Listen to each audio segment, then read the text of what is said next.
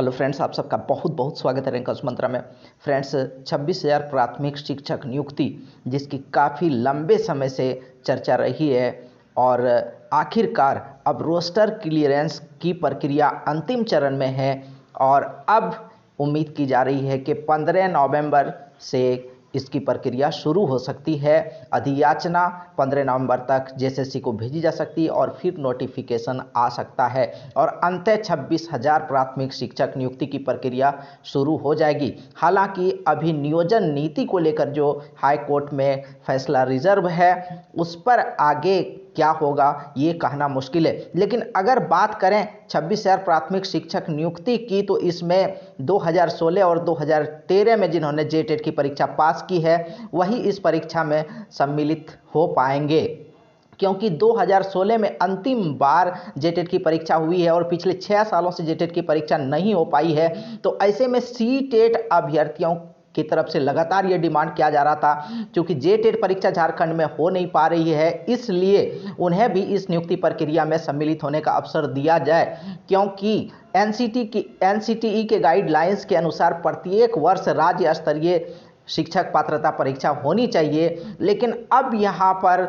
जो 15 नवंबर से शिक्षकों की नियुक्ति प्रक्रिया 15 नवंबर से शुरू, तो अब ऐसा लग रहा है कि सीटेट को मान्यता नहीं मिल पाएगा। तो सबसे बड़ा प्रश्न यही है कि 15 नवंबर तक अगर नोटिफिकेशन आ जाता है तो सीटेट का क्या होगा, क्या अब भी बाकी है कोई उम्मीद? तो फ्रेंड्स, इस पर हम लोग चर्चा अगर करें कि क्या सीटेट के लिए कोई उम्मीद बाकी है, तो सीटेट के शिक्षक अभ्यर्थियों ने लगातार प्रयास किया है, लगातार मेहनत की है, मंत्रियों से, विधायकों से और शिक्षा के आला अधिकारियों से मीटिंग्स की है, यहाँ तक कि सीएम तक कई बार पहुँचे हैं, ज्ञापन दिया है और लगातार इस बात की गुहार लगाई है कि उन्हें भी इस शिक्षक नियुक्ति प्रक्रिया में सम्मिलित होने का अवसर दिया जाए, क्योंकि पिछले 6 सालों से जेटेट की परीक्षा नहीं हुई है। लेकिन लगातार यही आश्वासन मिलता रहा कि आपके जो समस्या है उस पर विचार किया जाएगा, नियम संगत विचार किया जाएगा। जो प्राथमिक शिक्षक नियुक्ति नियमावली है उसके अनुसार देखेंगे कि नियम क्या कहता है। हालांकि प्राथमिक शिक्षक नियुक्ति नियमावली में साफ साफ लिखा है कि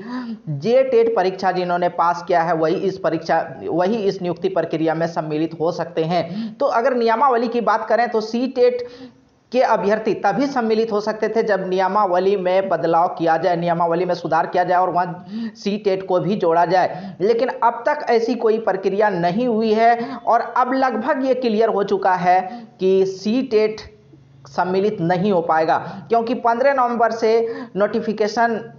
तक नोटिफिकेशन आ जाने की संभावना है और नियुक्ति प्रक्रिया शुरू हो जाने की संभावना है। तो ऐसे में अब तक अगर नियमावली में कोई चेंजिंग नहीं किया गया तो अब इतने कम समय में यह संभव नहीं लग रहा है कि प्राथमिक शिक्षक नियुक्ति नियमावली में कोई बदलाव हो और सीटेट को अवसर मिले।